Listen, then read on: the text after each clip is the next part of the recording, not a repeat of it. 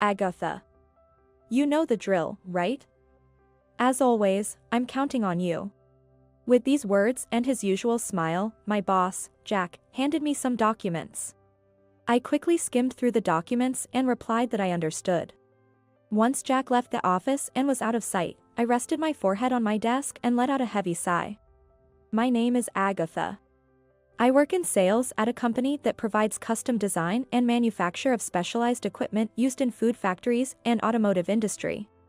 My job mainly involved coordinating with the subsidiaries of our company, and I rarely had to go to business meetings with the actual clients. In these coordination, I hardly ever had a major role. My main job was to accompany Jack to various subsidiary factories, discussing budgets and deadlines for the equipment parts we wanted them to make, and then preparing the reports. Jack was a promising elite worker. His performance stood out even among other salespeople, and both his colleagues and seniors were counting on him. Yet, working under such a person, I didn't feel like I'd grown at all as a salesperson. It seemed that people like him were chosen from the start. Feeling bad about myself, I would tap my cheeks lightly and face my computer screen. That became my daily routine. However, there was a small happiness in my life. I found it enjoyable to have dinner with my beloved family. The only things that would give me emotional support were my kind-hearted husband and my young school-age son with lots of energy. Sometimes, I would get home a bit late, but my husband, concerned, would help prepare dinner, and seeing this, my son would also help by bringing plates to the table. Surrounded by my family at the dinner table, listening to my son's stories about elementary school, I would find solace every day. Because of my family, I somehow managed to do my best at the housework and my job. Then one weekend, both my husband and I were able to take a few days off, so we decided to visit my parents' house, which wasn't far from where we lived. When we arrived, my father greeted us with a smile, and I felt a bit relieved. We had lunch delivered and spent time leisurely. My son seemed to enjoy his time with his grandpa, whom he hadn't seen in a while. My father's now become a cheerful person, but he used to be terribly depressed, having lost my mother, his beloved wife, just before his retirement. I have 2 older brothers, and my father worked hard in a factory to support the family of 5. For him, my mother was someone who emotionally supported him while he devoted himself to his job. Even after her passing, my father continued to work until his retirement, as if trying to forget his loss.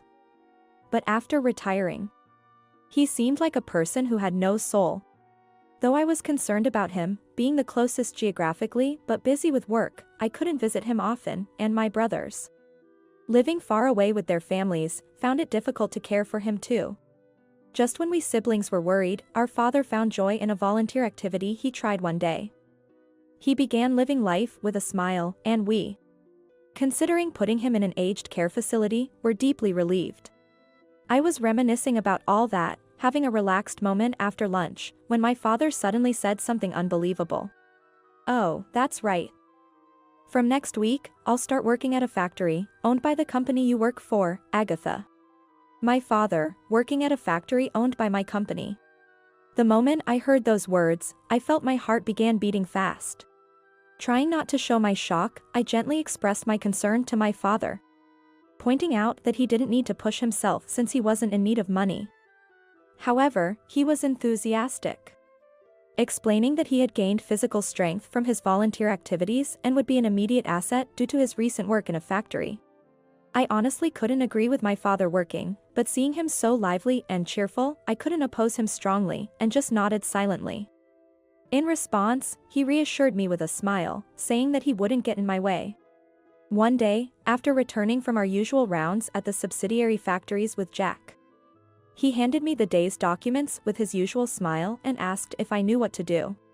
Forcing a smile, I replied in the affirmative, holding the documents in my hand. As I started to work on the documents, typing on my keyboard, I suddenly heard a male voice nearby and quickly hid the documents.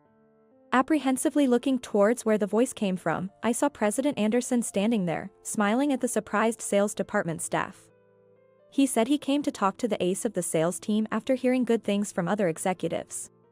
Of course, President Anderson was here to see Jack, praising him in front of everyone for managing to start production with low budgets and earlier deadlines because of his adjustments. As Jack, in response to the President Anderson's question about his techniques, proudly began to talk about the importance of trust in relationships with factories, I felt a tightening pain in my chest. Pressing my chest to ease the pain, I let out a deep breath after Jack and President Anderson walked away. Then, looking at their diminishing figures, I began creating the report as usual. A few days after this incident, Jack, seemingly motivated by the praise and expectations from President Anderson, brought in a new contract. Accordingly, we went to a subsidiary factory responsible for the production of intricate parts. Following a cheerful Jack, I realized something when we arrived at the factory and went pale. That was the factory where my father said he would be working. Realizing this, I broke into a cold sweat, but knew I had to continue my work as usual. As Jack cheerfully called out to the factory manager, George, and handed him the instruction sheet with a smile, I couldn't bear to watch and involuntarily looked away. This was the usual way of Jack, the ace of sales. Each time, he would set challenging budgets and deadlines for the factory, instructing them on the production and assembly of equipment parts. Even if George and his team reluctantly smiled at those tough conditions, Jack would press on with an unwavering smile. Having financial troubles and yet unable to handle even this level of work after we bailed you out? Well, that's fine. You're not the only option we have.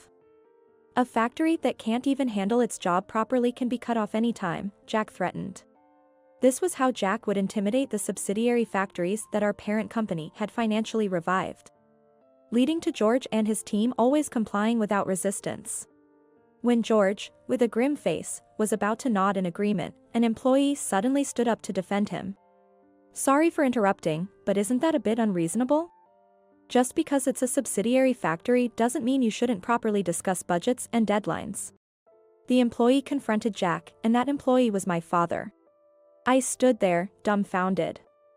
Even the usually compliant George seemed moved by my father's words, opposing Jack for the first time, asking for more time to think it over. Jack's usual smile disappeared, replaced by an irritated look. He clicked his tongue and glared at my father. Why is this old man even working in your factory? Butting in unnecessarily. He should just stick to cleaning toilets at train stations. Jack spat out disdainfully, warning George he'd return the next day, and walked off. Startled, I was about to follow Jack when I met my father's gaze. Frightened by his intense look, I quickly chased after Jack without a word. Back at the office, I was left alone to face the computer, burdened with extra work by the grumpy Jack. I tried to focus on my work, but I couldn't stop thinking about my father defending George and his piercing gaze. Repeatedly scratching my head in frustration. Taking a deep breath, I pulled a bundle of documents from my desk drawer. As I stared at them, I had mixed feelings, causing my hands to shake. To calm myself down, I took another deep breath and bit my lip as I again stared at the document. For some reason, I tasted the metallic flavor in my mouth, but I began my final task of the day. The next day, I accompanied Jack to the factory again, with the same instruction sheet as we had the day before. George, appearing in a cold sweat when called by Jack, seemed somewhat emboldened by my father's defiance the previous day, making a rare request to discuss things with Jack. Jack, sighing and annoyed by the trouble caused by my father, told George to bring him there. However, George hesitated and said my father hadn't arrived yet, which prompted Jack to smirk unpleasantly. That old man is late today? Or maybe he got scared and ran away? Jack mocked. I clenched my fists in response to his words, but words stuck in my throat. Realizing there was no further resistance, Jack asked George to comply, demanding his signature of approval on the instructions. As I turned away from a completely disheartened George, the factory's entrance door opened, and my father, with a serious expression, walked in. Seeing my father, Jack twisted his face in annoyance, but the next moment, he turned pale when he saw a group of men in black suits walking in behind my father. It was because those in black suits were the executives of our company, and right next to my father was President Anderson, glaring at us with a cold expression. The executives, coming closer, glared at Jack and sighed, remarking on the true nature of the ace. President Anderson, standing beside my father, began to recount the events leading up to this moment, watching Jack, who looked utterly helpless. Apparently, President Anderson had always felt uneasy about Jack's excessively outstanding performance. He had his suspicions, but never caught Jack red-handed. Despite having direct conversations with him and seeing how well Jack obscured his sales tactics, President Anderson, who had been speaking up to that point, turned to my father sitting next to him, smiled, and thanked him for his help. My father also smiled back and said he was glad to hear that. I was astonished to learn about my father's involvement in this whole affair. Then, President Anderson turned to Jack with a smile and slowly began to speak. "Well, what about the unfair treatment to George, and the tampering with the instructions and reports? Let's go back to the office and discuss this in detail, shall we?" President Anderson said. Hearing his words and being glared at by the executives, Jack began to walk away, looking unsteady. I was about to follow him, hanging my head in shame, when suddenly President Anderson called out to me, which made me tremble. He smiled and noted that the documents Jack handed in yesterday were written by me. In disbelief, I whispered, questioning how he knew. The day before, I gathered the instructions and the tampered reports, hoping the discrepancies would be noticed, and left them on sales manager Alex's desk. It seemed Alex noticed them early in the morning and informed President Anderson. Caught off guard that he realized I was the one who placed the documents, I stood there perplexed. Then President Anderson kindly put his hand on my shoulder and said, "You were the only one who could do this, having worked with Jack all this time. It must have been hard being pushed to the limit. I'm truly sorry for not realizing it sooner." Tears started to stream down my face at his words. President Anderson gently patted my back as I cried like a child. Due to this incident, it became clear to everyone that Jack's achievements were not praiseworthy at all. In fact, he had been threatening not only George but others as well. Consequently, Jack was dismissed. I had braced myself for the same fate. Thanks to President Anderson and Alex, saying they wouldn't have known what Jack was doing without my actions, I only faced a few months of salary reduction. After that, I took over some of the projects that Jack had been handling, working independently and negotiating with George. I found a sense of fulfillment in setting fair budgets and deadlines. Gradually, I began to regain confidence in myself. As time passed, my performance at work steadily improved, which further boosted my self-esteem. One day after concluding a meeting and having a casual chat with George at the factory where my father was still working, I was about to leave when something struck me. I remembered how President Anderson and my father called each other by their first names that day. Curious, I asked my father about it during his break. He replied with a sly grin, suggesting we meet at a bar after work. Though puzzled by his smile, I returned to work. That evening, I went to the bar to see my father. There, I found him and President Anderson sitting and waiting for me. I obediently took a seat, but I was so surprised to see President Anderson there that I was at a loss for words. Ignoring my astonishment, my father began to share the story of how he met President Anderson. After my mother's death, my father felt a deep emptiness staying all by himself at home and started frequenting this nearby bar. One day, he overheard a group of men, around his age, discussing old games like marbles and spinning tops. President Anderson, who was one of the men in that group, noticed my father's interest and invited him to join them. This group was involved in a volunteer activity, teaching traditional games to modern children. And they were planning the next activity for the kids. My father, recalling how he had taught my grandson to play yo-yo, shared that story with the group, leading President Anderson to invite him to their next volunteer activity. Trying it out, my father found joy in interacting with the children, which gradually became a new purpose in his life.